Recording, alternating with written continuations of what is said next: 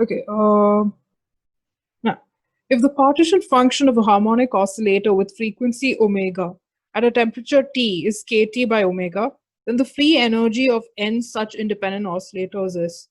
So I think we probably need to like remember the relations between these thermodynamic potentials and the partition function.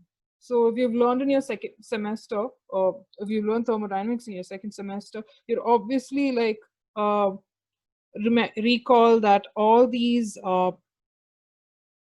thermodynamic potentials like your Helmholtz free energy, Gibbs free energy, and entropy and enthalpy, all these kinds of things, they were actually expressible in terms of your uh,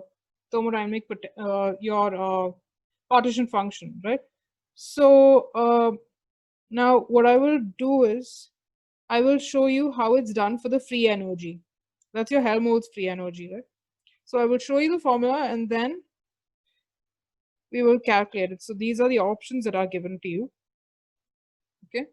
So now the Helmholtz free energy in terms of the partition function, it's given as minus kBt at ln of z. Okay. So z was given in the question to be kBt by, it was given in the question to be t divided by omega. So what we'll do is we'll substitute your z into this here, and then we will get the energy of one oscillator. Okay, so you'll get minus kBt ln of kBt divided by h cross omega, because your partition function is given as this way. Okay, so now if we go back and look at this, they've said n such independent oscillators. So you basically just have to multiply it by n. Okay, so that's how you get n kBt ln of h cross omega divided by kBt. Okay, so now the confusing part is there is a negative sign here. Okay, so you have to check out your options and see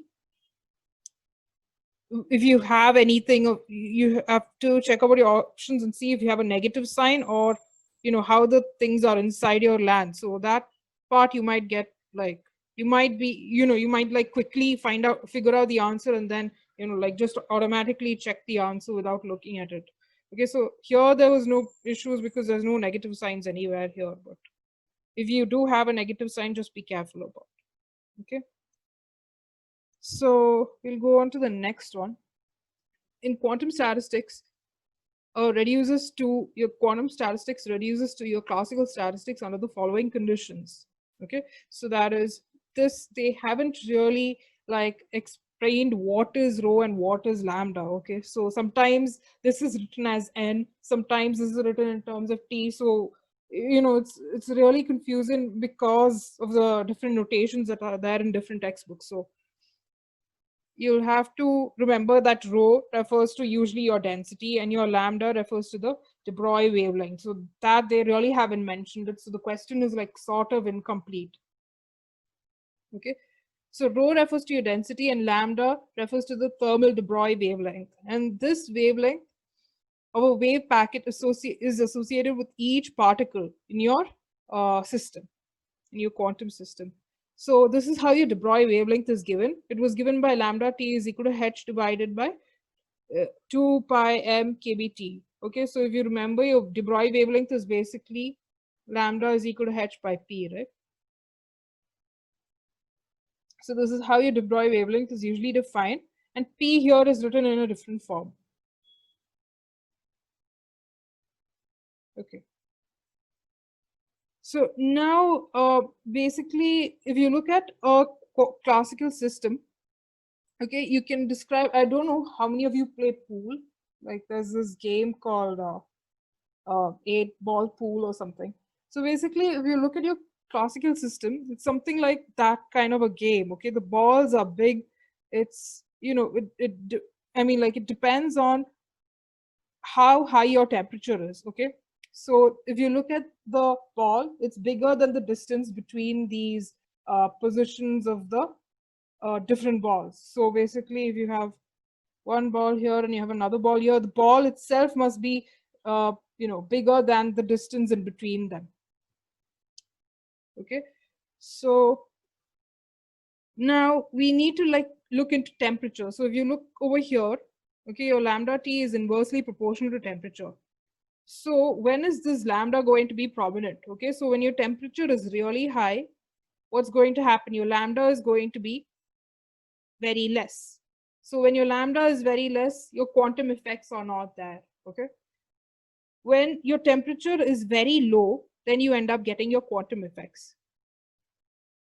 Okay, so this is basically the wavelength, your thermal de Broglie wavelength, and then you have the distance between these two particles. This is kind of like a array of different atoms and molecules that you have.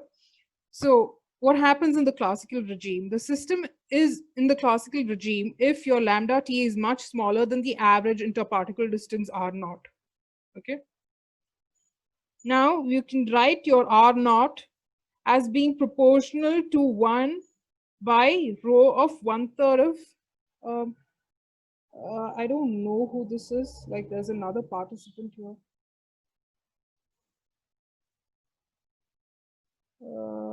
Okay, I think I put that on hold. Okay, so you have an R naught rho divided by is proportional to 1 divided by rho of 1 by 3. Okay, so with rho being your density of your particles.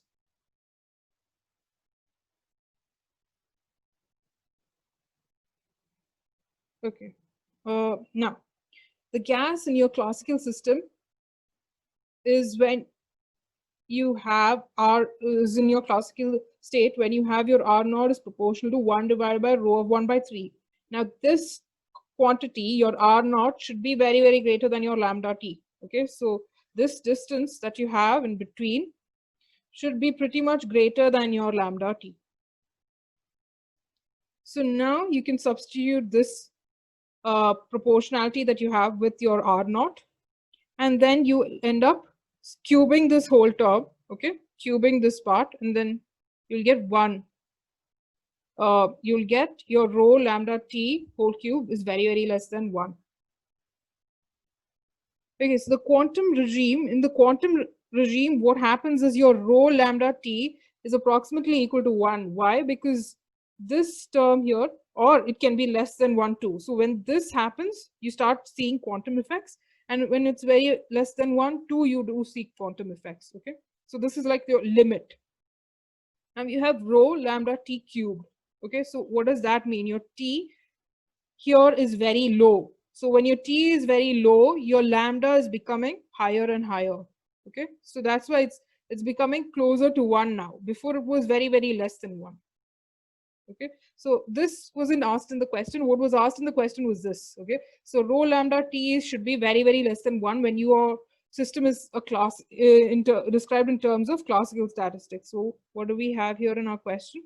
In our question, we see that the quantum statistics reduces to classical statistics under which condition? So it's rho lambda cube very, very less than 1. That's your option C. Okay, so let's move on. Okay, so this is a 2 energy level system. Okay, so a system has 2 energy levels, E1 and E2, in equilibrium at temperature T. 10 to the power of 6 particles occupy E1 and another 10 to the power of 5 particles occupy E2. The value of E2 minus E1 is. So these are the different options that are given to you. Okay, so let's look at this. So when you're looking at a 2-level system, okay, basically all you have to do is calculate this partition function. So you've got n number of atoms in your 2-level system, and then you have to calculate this partition function. So the two things that are there are n and z, which are kind of like constant in the relation that you have. So these terms are constant in every level, okay, in this 2-level system. So your n1 can be written as, your occupation number can be written as n divided by z. So n is your total number of particles. And then you have an e to the power of minus E1 divided by kBt. So that gives you the number of particles in your first level. Now, if we look at your second level, similarly, you end up getting the same thing in your second level. Okay. So now what do? You have an n, you have to divide these, okay, 2 equations so that you can eliminate this n and z, which are variables that you don't know. All you know is you want to find out this E1 and E2. and you know these KB and T is it's there in the options. Okay, just a second. So T is there in the options if you looked at it. Okay, KB, T is there in all the options. So you'll have to eliminate the ones that you don't know. So what do? You divide them, and then you get n1 divided by n2 into is equal to e exponential of e2 minus e1 divided by kbt. So now what do? N1 had 10 to the power of 6 particles, N2 had 10 to the power of 5 particles. That's what was there in the question. So now all you have to do is find out this by taking the ln on both sides. Okay, so you get 2.3 kbt, which is yeah, so the closest to that is about 2 kbt. So that's going to give you your option C. Okay, so now this is a question on your ideal Fermi gas. So if you've done your second semester in thermodynamics, you will realize that in that topic you had a topic called electronic specific heat capacity. Okay, so when they're saying specific heat of an ideal Fermi gas, it's basically referring to your electronic specific heat capacity. Okay, so that's what it's referring to. So when you hear specific heat of ideal Fermi gas, that's where your mind should go to. Okay, so you must have done the derivation for this. Okay. So now here we are looking at your electronic specific heat. And how is that described? Okay, so in the derivation, what you would have done is you would have calculated the mean energy of one electron and then taken its derivative with respect to the temperature. Okay, so that you can get your specific heat. So what we see here, after you do that derivation, what you will see is that it is going to give you a T term here. So your CV is proportional to T. That means the specific heat of your ideal Fermi gas is going to be proportional to your T. So it's option A.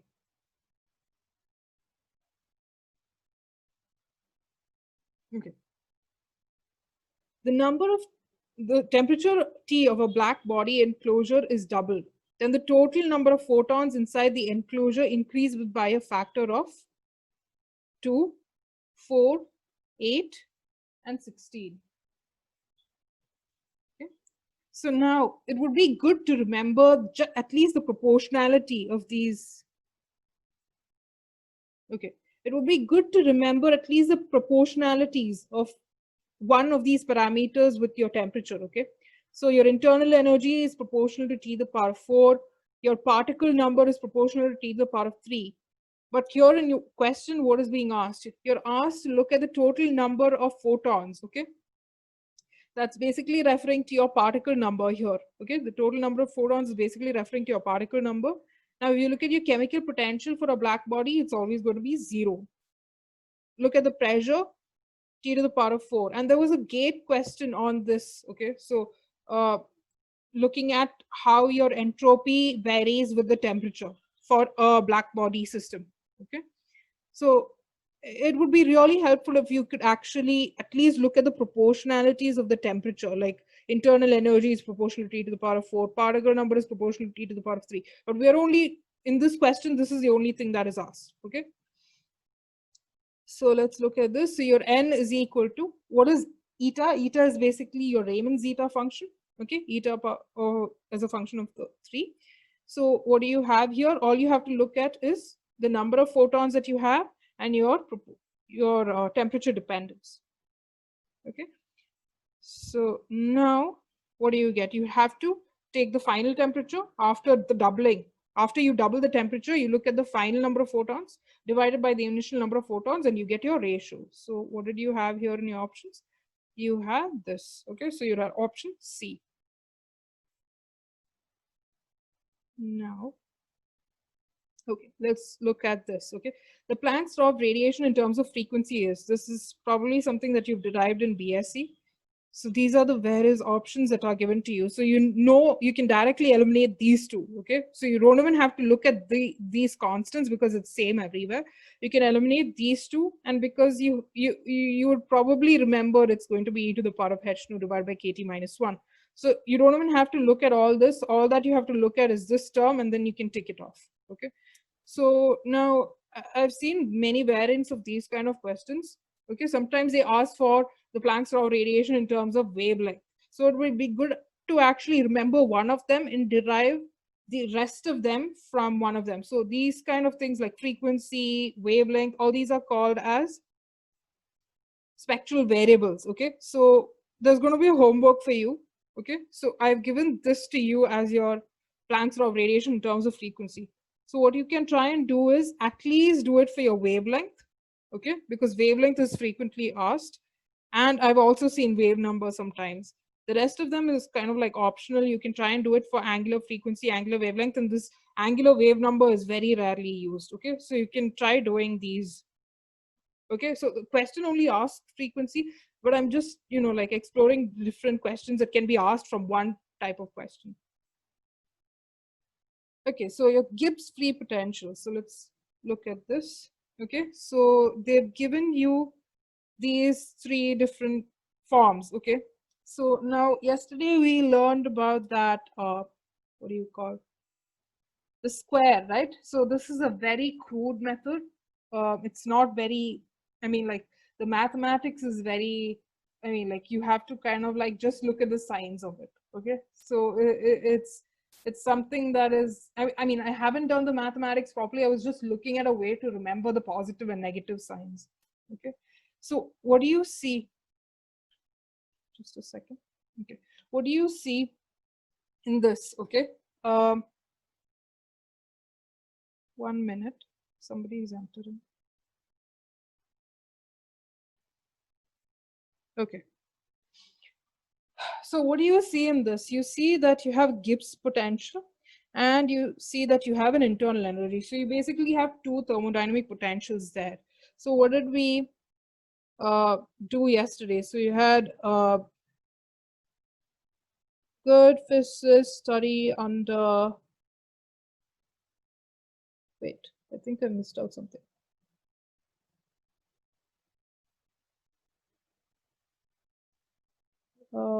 I don't think this was, wait.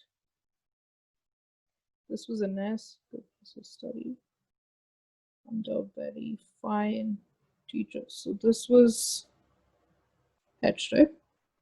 Okay, good physicists have studied under very fine teachers. Okay, so now how do you remember this? Okay, so I told you how to write your dg.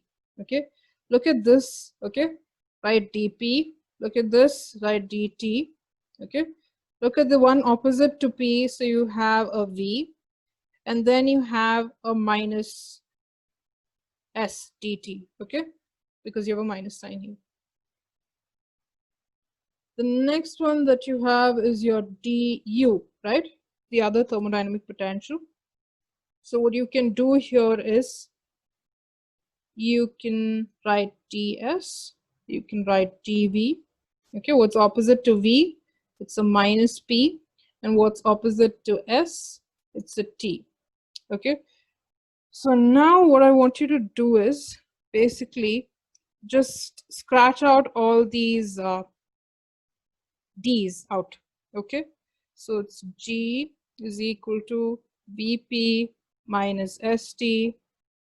This is not actually the way you derive it. I'm just looking at a trick to kind of like remember how the positive and negative signs. Okay, so now this is ts. Okay, and then you have pv. Okay, so it's kind of like the same thing, pv and pv here, and st and ts, it's kind of like the same thing. So what I want you to do is you do g minus u. Okay, so then what do you have? You have 2 vp. Okay, since you, wait, this has a minus sign. Okay, so you have a 2 vp. Since you're doing a minus u, I'm going to get a plus 2 st. Wait, I think I kind of like made a mistake here. What did I do? I had a vp. Yeah, this is a minus. Okay, so now you scratch out the 2's out. So you have a G is equal to U plus PV minus TS. So that's one way you can remember it. Okay, so it's not very mathematically correct to do it. I think somebody's connection is being lost. Okay, so it's not a very mathematical way to do it, but it's something that you can do to kind of like remember the positive and negative signs, and you can apply this to any of the thermodynamic potentials. So if you want to relate any two thermodynamic potentials, you can keep doing this. If you want to relate H and F, if you want to relate U and G, or any of the thermodynamic potentials. Okay, so yeah, let's look at this. So your Gibbs free energy is basically going to calculate the maximum reversible work that can be performed at a from the system at a constant temperature and pressure. Okay, so this is your basic. I think this something is, you would have probably learned it in the chem class in PU. So your delta H is equal to delta G is equal to delta H minus T delta S. And so just to recall what kind of a system you need here. Okay, so it can exchange heat and work with its surroundings but not matter. So this is like a canonical system. Okay, so maximum work that can be attained can be attained only in a completely reversible process here. Okay, so this is the function that we have in terms of P and T.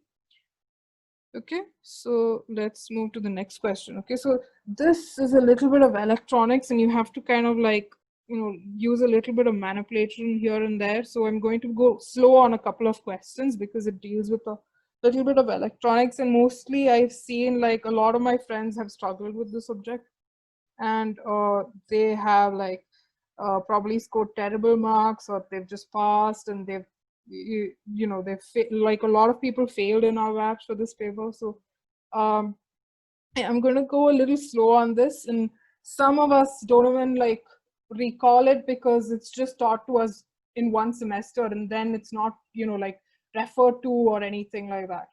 So yeah, I'm going to go a little slow during this part. So here they've said a current I1 and I2 flow when a large forward voltage V1 and V2 are applied to a semiconductor diode. Now, if V1 is equal to 3V2, then the magnitude of reverse saturation current is. So they've told you this, okay, large forward bias. So there are two conditions that can happen here, okay. Sometimes it's put in the reverse bias, sometimes it's put in the forward bias. Okay, so when you have reverse bias here, what you're going to get is you're going to get an I is equal to IS into e to the power of EV divided by neta KT minus 1. Okay, if it's put in the forward bias, your current is going to be equal to, this is the same thing. Okay, IS is still the same thing, and IS is basically a reverse saturation current. Okay, and this is going to be e to the power of EV divided by eta KT. Now, what is eta? Eta is basically an ideality factor. It's basically telling you whether it's a silicon or germanium. So if it's silicon, you have 1. If it's germanium, you have 2. Okay, so now here what we're going to do is, since they've set large forward voltage, it's going to be in the forward bias. So we're going to be using this formula. Okay, so now I will take up this formula. I is equal to IS e to the power of EV divided by eta KT. Okay, now what is given to me? There is a current I1. Okay, so the reverse saturation current does not change. Okay, what's going to change is these two. Okay, so now I will write this as I1 is equal to, what do you have? You have an IS e to the power of EV1 divided by eta KT. And the other thing that I have is an I2, which is equal to IS e to the power of EV2 divided by eta KT. Now, what is V1 for me? V1 is 3V2. So what I will do is, I need to kind of like find what the saturation current is. Okay, so your automatic response when you see these equations is to just divide them, right? don't do that. Okay, so if you divide them, you're going to lose your IS, and then you won't be able to find out your reverse saturation current. Okay, you can find it out, but it's going to take a longer time for you to do it. Okay, so what do? You write I1 divided by IS is equal to e to the power of E3V2 divided by eta KT. Okay, on the other side, you write I2 divided by IS is equal to e to the power of EV2 divided by eta KT. So now you realize that this is basically, this quantity is basically a factor of 3, and this quantity is basically a factor of 1. These two sides are the same almost, except that here you have a factor 3. So what do? You do an I1 divided by, just a second. Your I1 divided by IS whole power 3 is equal to I2. Wait, sorry. Your I1 divided by IS is equal to I2 divided by IS whole power 3. Okay, so it's 3 times this term here. Okay, so now once you do that, now let's check out the options.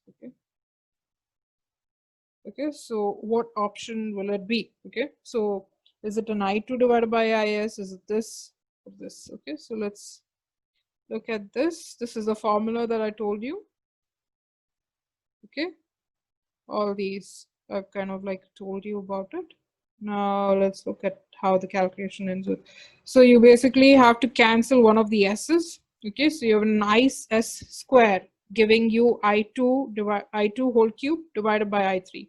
So take the root of that and then you get your IS. So basically this is your IS.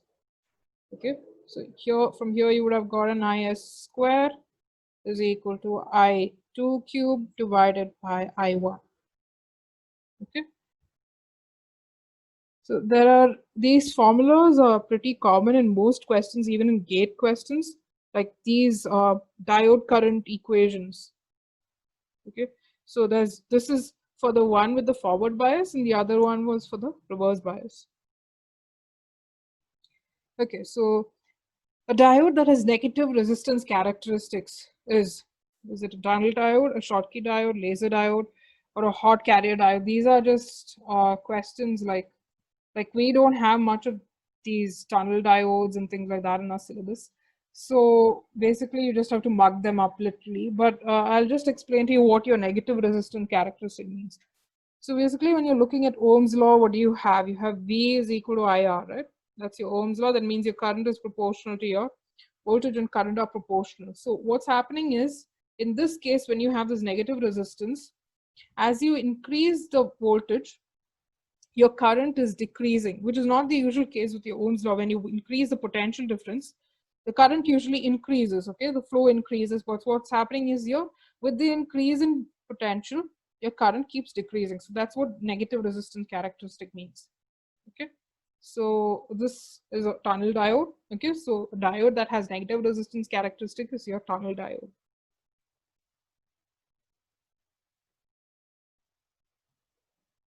Okay. Okay. Basically here, when you're looking at the circuit, what do you see? Usually when you're solving op-amp problems, you end up having a voltage source here, okay? But in this case, they've given you a current source. Now, what is the property of your op-amp? The op-amp has infinite input impedance, okay? It has infinite input impedance. Okay, so what happens? Instead of the current flowing through this way, it doesn't flow through this way. So all the current end up flowing through this way. Okay, so now what you're going to do is you'll have to calculate the voltage at this point. Okay, so because all the current flows through this way, the voltage at this point you can calculate it with V is equal to IR. Okay, so what do you have? 1 nanoampere into your 100 mega ohms. Okay, and that should give you about 0.01 volts. Okay, so that's the first stage and that is done. It's over. Now, the next thing that you have is you have to feed the same voltage to the next op-amp. Okay, so this op-amp is what? This op-amp is the input is fed into the positive terminal of your op-amp. So what is it? It is your non-inverting. Okay, so in the case of your inverting, you have minus RF by R1 as your gain. Okay, in the case of your non-inverting, what do you have? You have 1 plus RF by R1, or in this case, R2. Okay, so this is R1, I'm going to put this as R2. Now, what do you have? You have to calculate your gain, right, for this one. So you have 1 plus, you have an RF, which is 99 divided by 1. This is your R2. Okay, this is your RF. Now, what do you have? You have a gain of 100. So you multiply it with this and you end up getting 1 volt. So the key thing here to remember is this infinite input impedance property, because if you don't remember it, then you do not know that it's all going to go through the, just through the resistor. Okay, so now let's go to the next one. Okay, so what was it? It was 1 volt when we calculated it. So yeah, so this is the details on it. You can go through it. So let's move on to this. Okay, there's always a question on every entrance exam for about these, logic gates. So let me put this A through the NOT gate. I get an A bar. Okay, and I put this B here, so I get an A bar or B. Okay, I get a B here and an A here, so I get a B and A. And then I pass this on to a NAND gate. Okay, what gate is this? It's a NAND gate. So I get an A bar or B and B and B. Okay. Now what do? I put this onto a NAND gate. So what do? First I do an AND operation. Okay. So A bar or B and B and B. And then I do a NOT. Okay. So some people say A plus B into B. It's usually not nice to say that. You're supposed to, when you say C plus, you're supposed to be saying or. When you see a dot, you're supposed to be saying and when you're doing Boolean algebra. Okay. So now let's try to kind of simplify this. So you should probably know the de Moivre's theorem. So basically when you have an A and B and you have a bar, A or B, sorry, what you're supposed to be doing is you take the bars and you put it to each of these separately, and then you put an AND operation. So an OR operation ends up becoming an AND operation.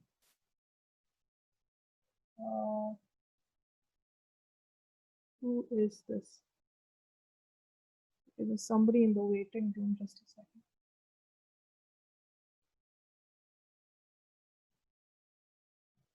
Okay. So now what do you have? Your A or B ends up becoming an A and B. Okay. Now what do you have if you have an A and B? It becomes an A or with B. Okay. So these are called your De Moivre's theorems. De Morgan's theorems. Okay. So now you're supposed to be using these in order to simplify this. So I will erase all this. I'll just keep these two things here.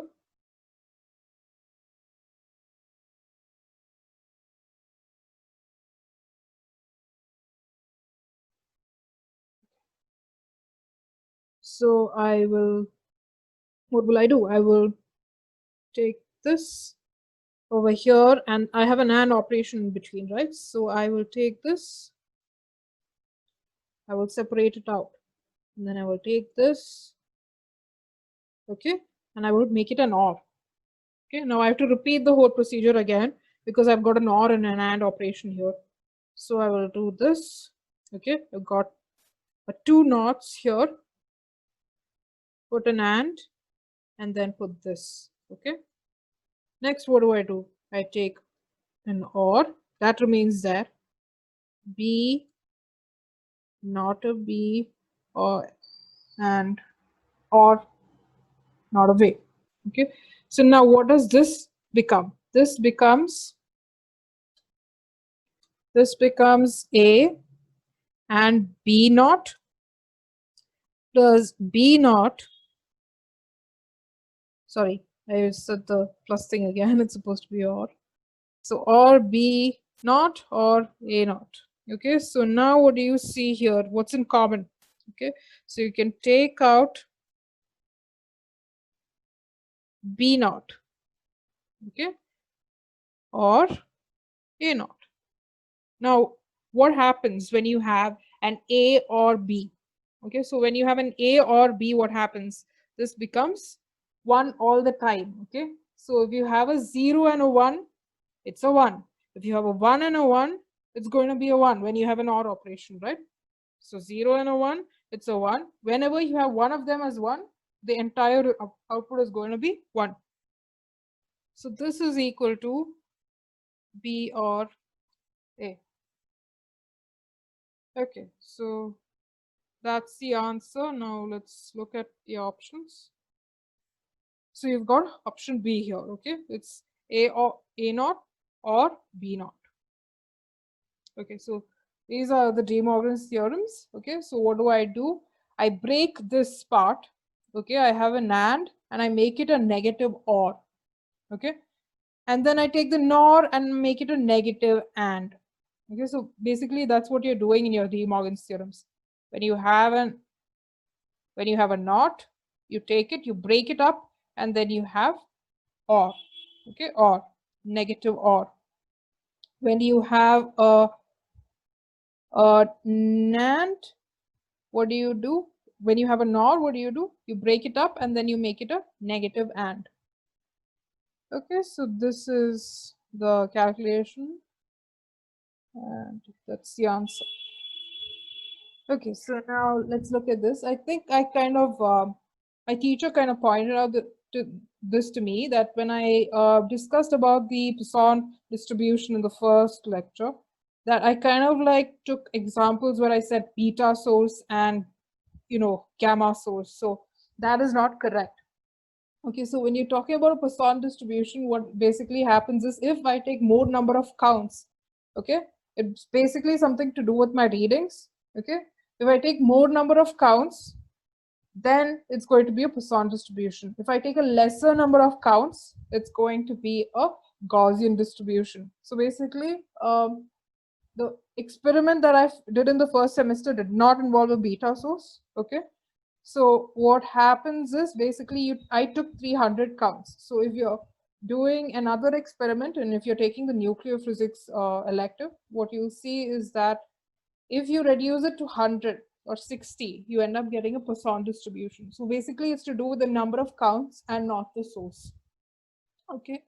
So in this question, what have they said? So in an experiment with a GM counter, the counts are determined with a beta source.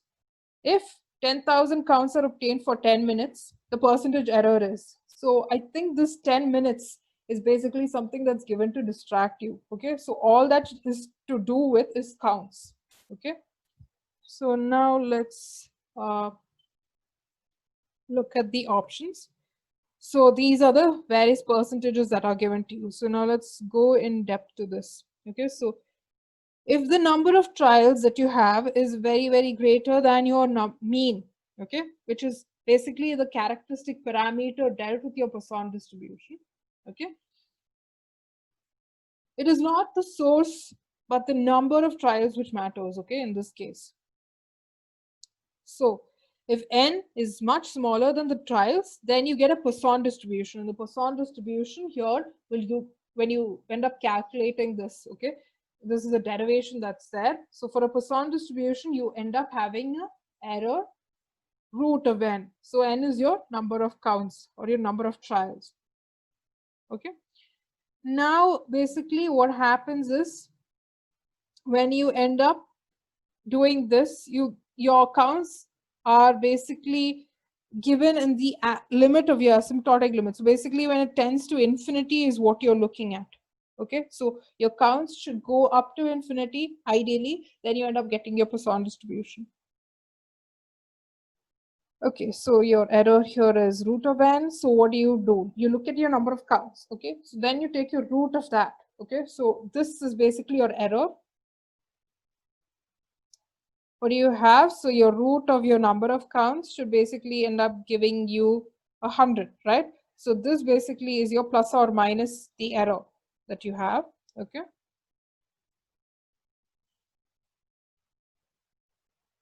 Now, you multiply that error that you had. So 100 divided by 100, this is basically a percentage. So you end up getting 1%. So that's the answer that you have there. Okay, so it's option C, 1%.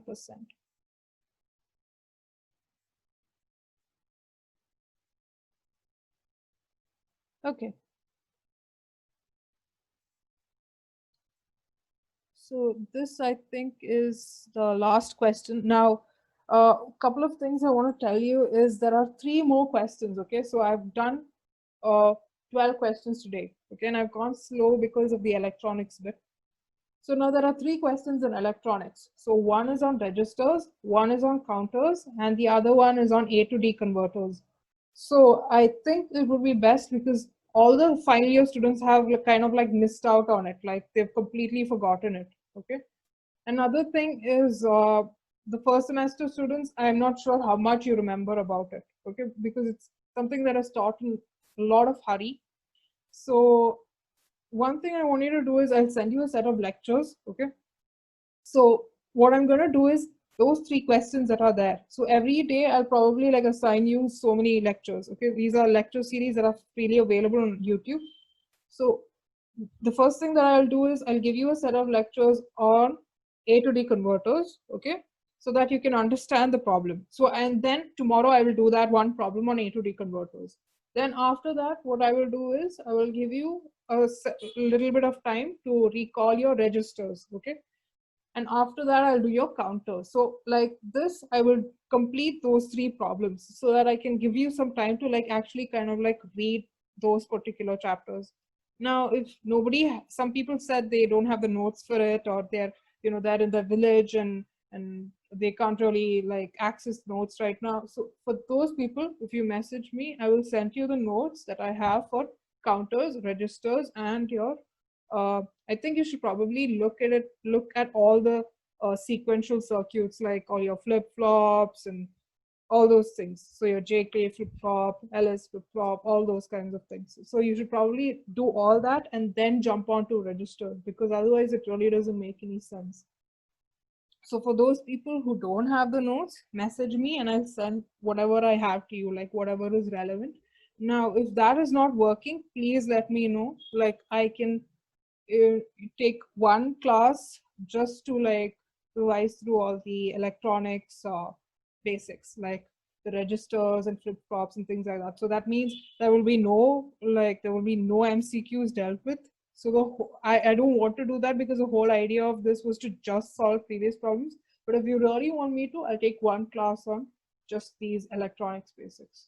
Okay, so just text me and let me know. So if you have any other questions, you can ask now, or you can just message me.